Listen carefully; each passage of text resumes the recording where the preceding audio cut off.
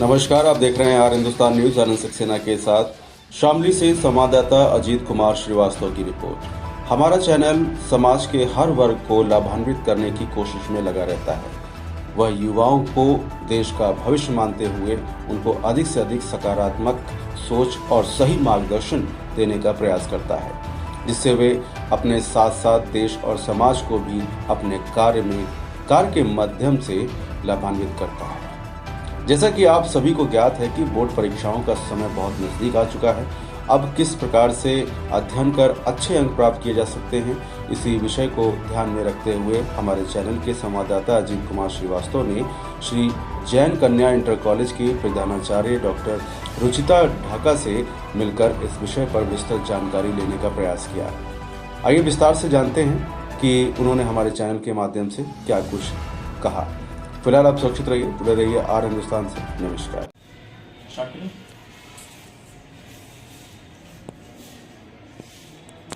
दोस्तों नमस्कार। आज सफलता के सफरनामा में फिर से एक ऐसी पर्सनालिटी के साथ में मैं मौजूद हूं जो जाना माना नाम है शिक्षा के क्षेत्र में, और बहुत ही कम से कम रिसोर्स में, जिसे कहते हैं गागर में सागर।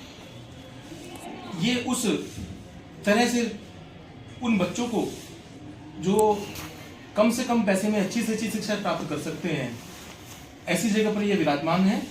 और आइए इनसे स्कूल के सफल होने के बारे में और किस तरह से ये बच्चों को मोटिवेट करती हैं कि अच्छे से अच्छा रिजल्ट ये बच्चे दे सकें, उस विषय में बात करने के लिए आप रुचिता ढाका जी हैं, जो प्रिंसिपल हैं जैन कन्या इंटर कॉलेज की।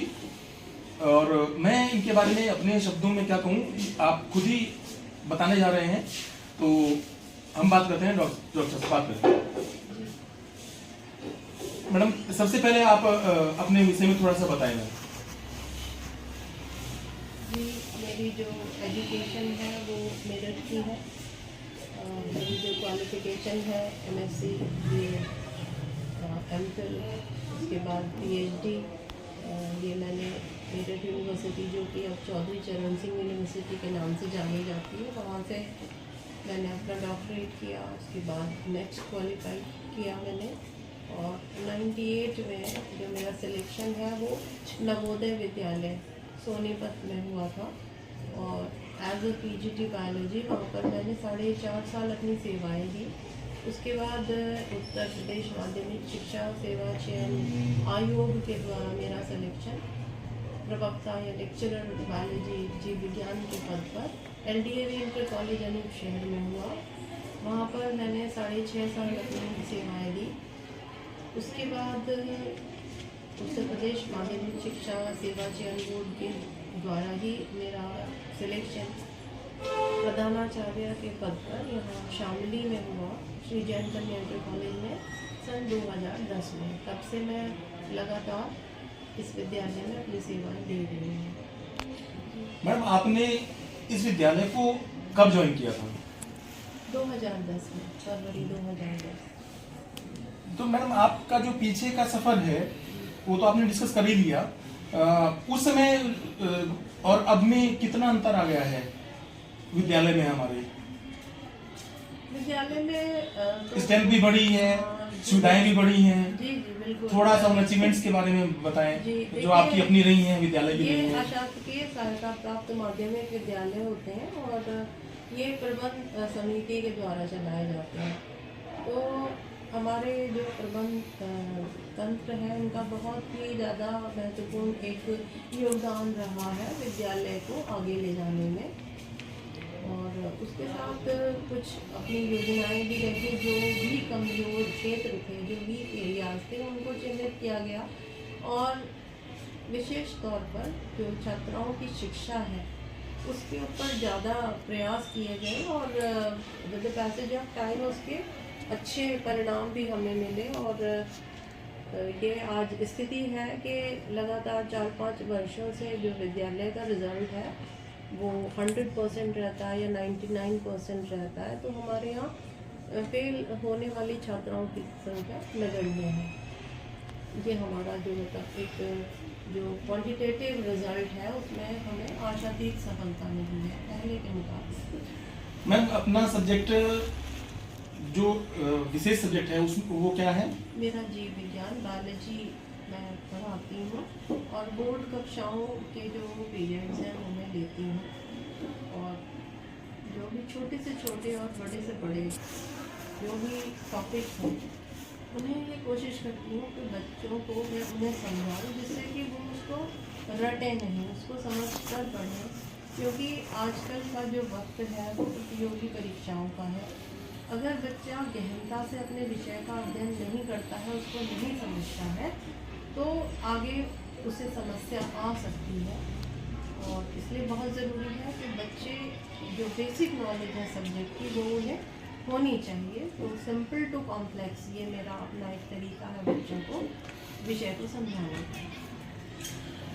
मैडम जो आपको पता है बोर्ड की अब स्कीम आ चुकी है, इस समय बस डू और डाई वाली स्थिति बनी हुई है, तो उनके लिए जो आपका सब्जेक्ट है क्या उसमें मतलब गागर में सागर वाली बात मैंने शुरुआत में कही थी, वही फिर से कह रहा हूँ मैं कि क्या वो ऐसा करें कि इस बचे हुए कम समय में भी ज़्यादा से ज़्यादा अंक ला करके लाभान्वित हो सकें, वो क्या तरीका अपनाएं? देखिए इसके लिए ना हम जो हमारा सत्र जब प्रारंभ होता है तो इसके लिए हम सभी से तैयारी करते हैं, क्योंकि इस समय कोई भी चीज़ हम नई शुरू करेंगे तो उससे हमारा बच्चा बहुत प्रेशर में आ जाता है।